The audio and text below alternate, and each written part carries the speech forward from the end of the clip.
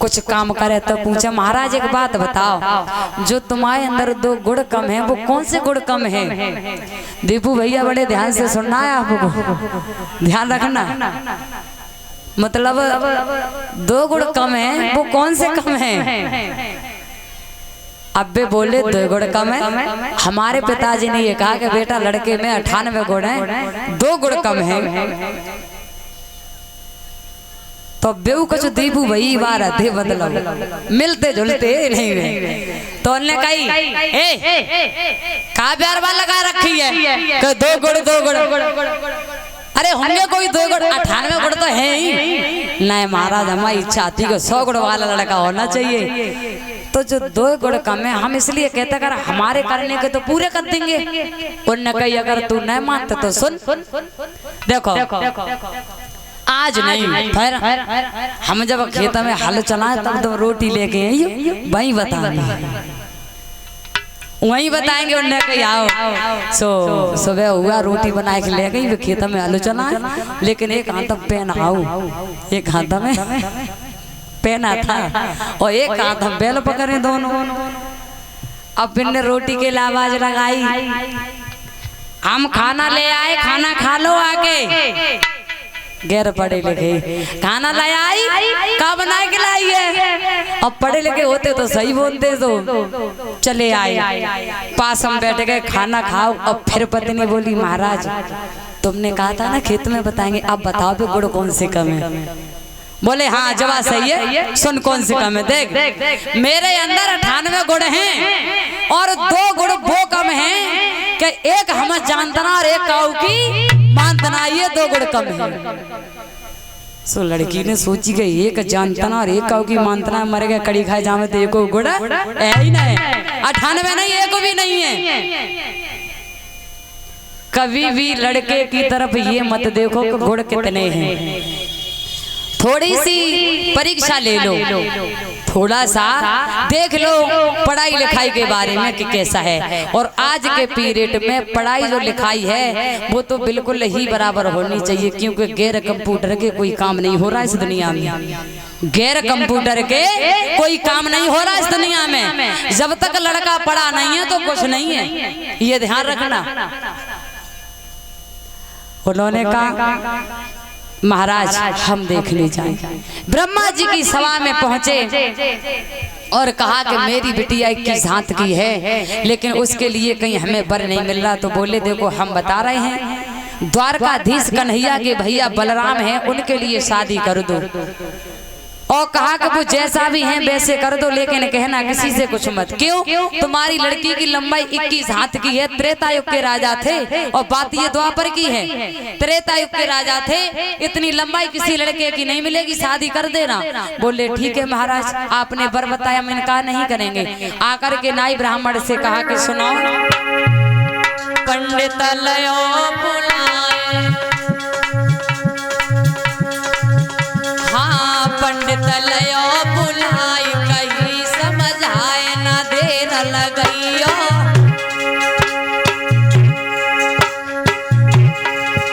अब हंसी खुशी के संग में तुम नगर द्वारका जइयो।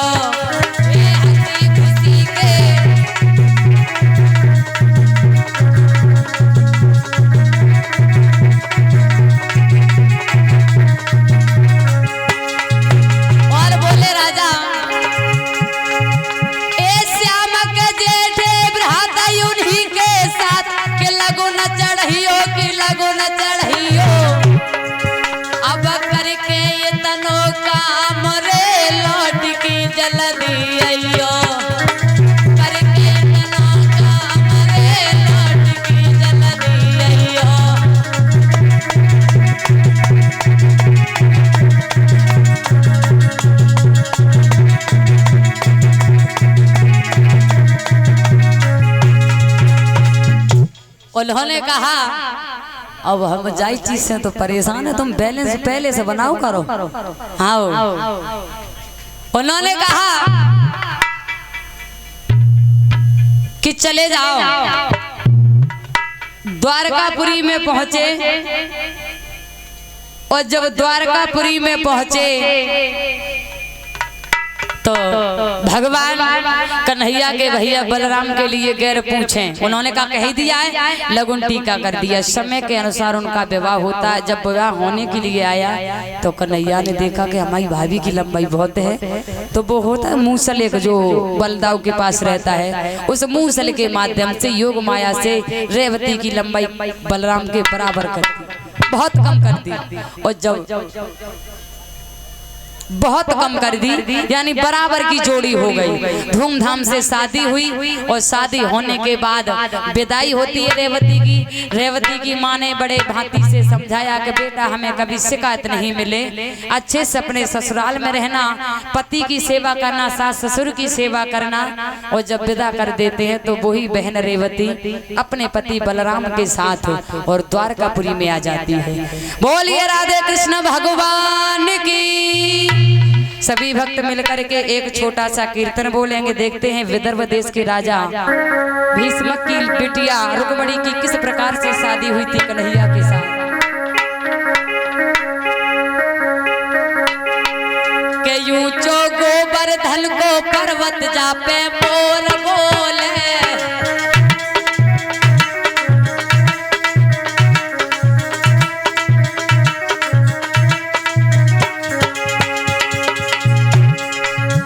बच के रहियो राधा प्यारी माखन छोर डोले।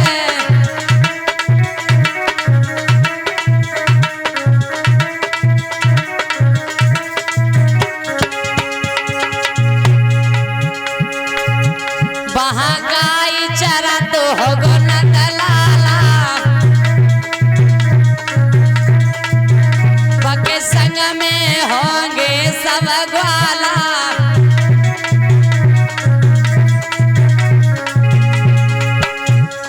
माखन को खवैया मीठो मीठो बोले,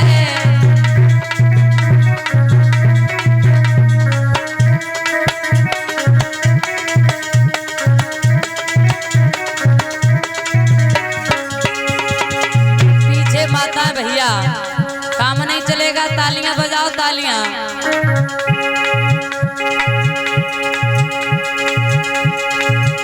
मटकी डुबकाइल चुनरिया से, बच के चल श्याम समरिया से।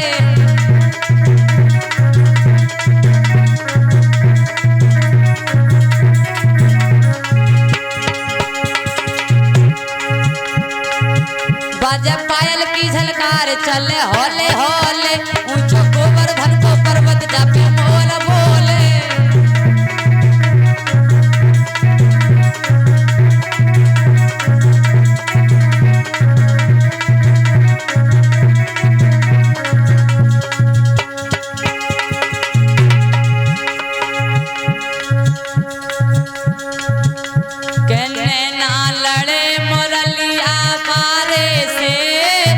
घर कैसे जाऊं नैना,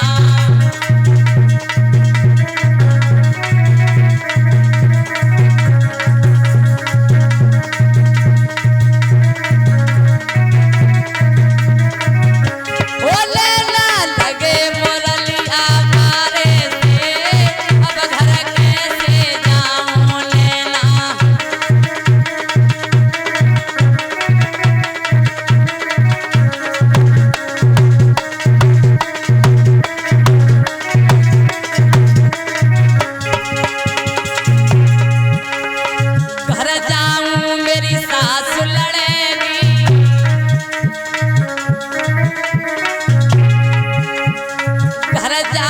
मेरी सास लड़ेगी,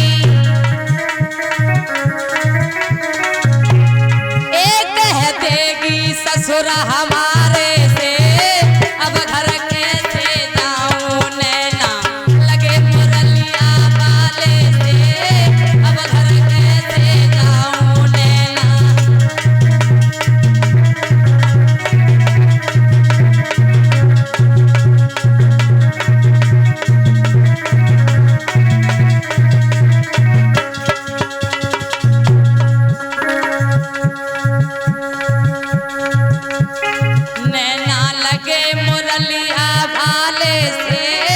अब घर कैसे जाऊं नैना।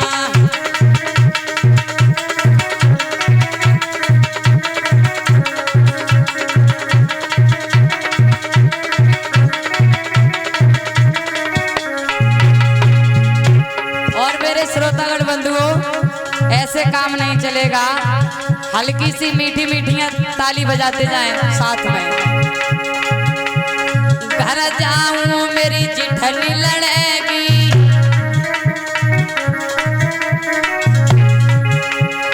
घर जाऊं मेरी जिठनी लड़ेगी। एक कह देगी जेठ हमारे से, अब घर कैसे जाऊं नैना लगे मुरलिया वाले से, अब घर कैसे जाऊं नैना।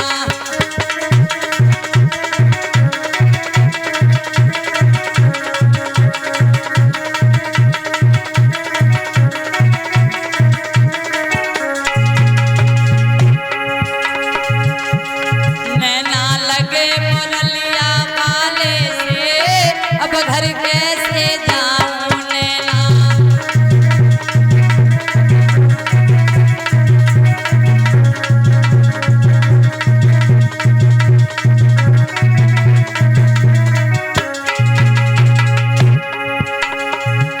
वो घर जाऊं देवरानी लड़ेगी,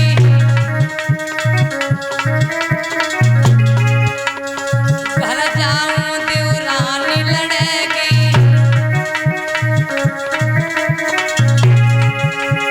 अब कह देगी दीवारा हमारे से, अब घर कैसे जाऊं नैना लगे मुरलिया वाले से, अब घर कैसे जाऊं।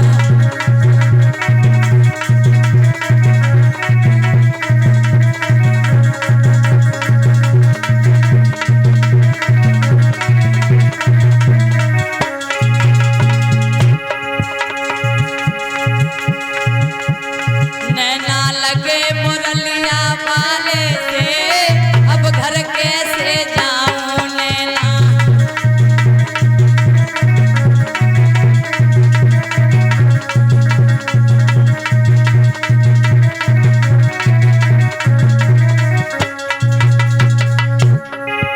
और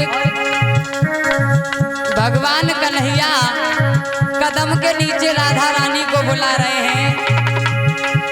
अरे गुजरिया मिलने आए जा, ओ गुजरिया मिलने आए जा, जियरा रहो है घबराए, गुजरिया मिलने आए जा।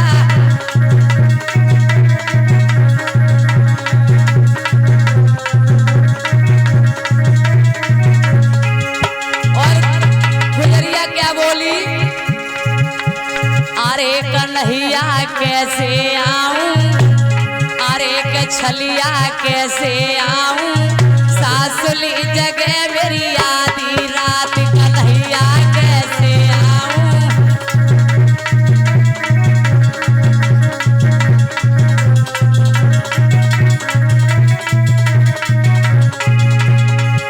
और कन्हैया बोले, अरे मेरी प्यारी सुन ले, अरे मेरी प्यारी गुजरिया, सासुल को पीहर दे भेजवाए। अरे मेरी प्यारी गुजरिया, सासुल को पीहर दे भेजवाए।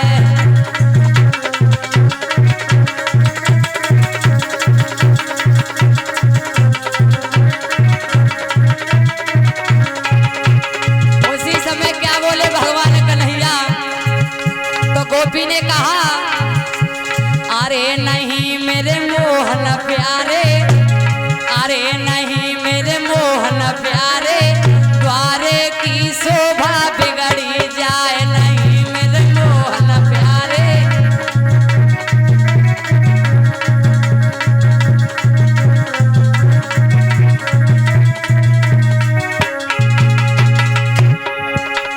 हो गुजरिया मिलने आ जा, अरे कदम के नीचे आ जा, जियरा रहो है घबराए।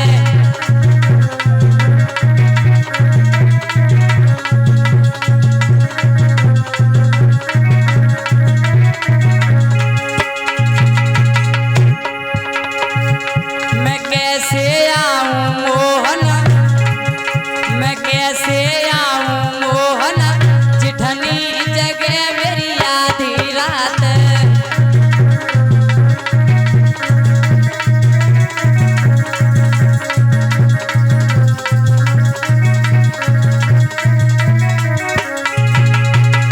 देखो धीरे धीरे तालियां बजाएंगे। ये गोपी और कन्हैया का संवाद चल रहा है। कन्हैया बोले कहो मेरी प्यारी गुजरिया, चिठनी को न्यारो देव करवाए। कहो मेरी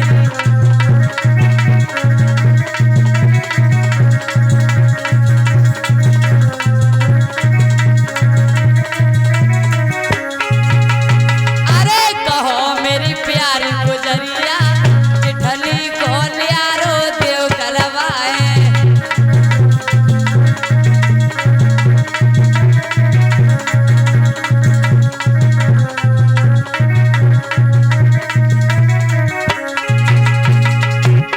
गोपी बोली अरे नहीं मेरे मोहन प्यारे, अरे नहीं मेरे मोहन प्यारे, घर में बखेड़ा पर जाए।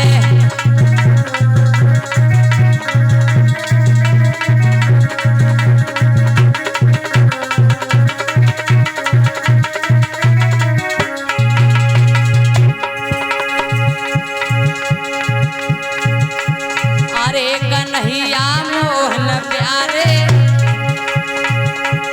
अरे समरिया मोहन प्यारे, घर में बखेड़ा पर जाए। गुजरिया जल्दी आजा, मेरो रहो है जी घबराए।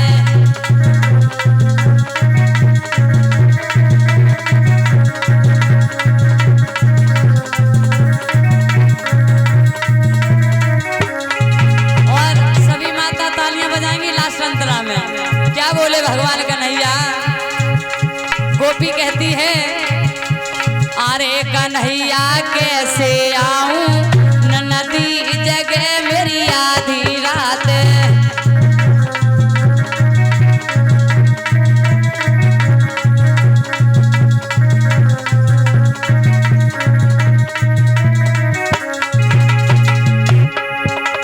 अरे कहो मेरी गुजर प्यारी, अरे कहो मेरी गुजर प्यारी, नदी को गोनो देव करवाए।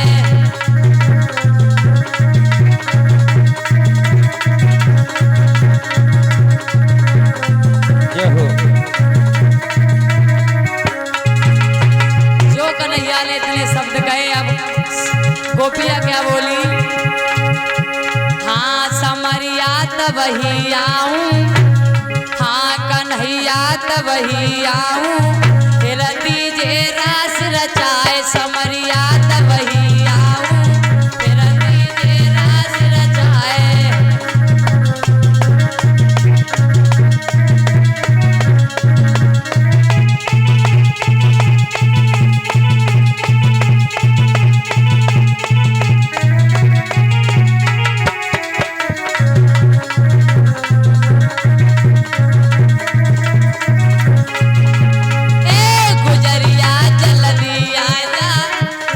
के नीचे आजा, जियरा रहो है घबराए।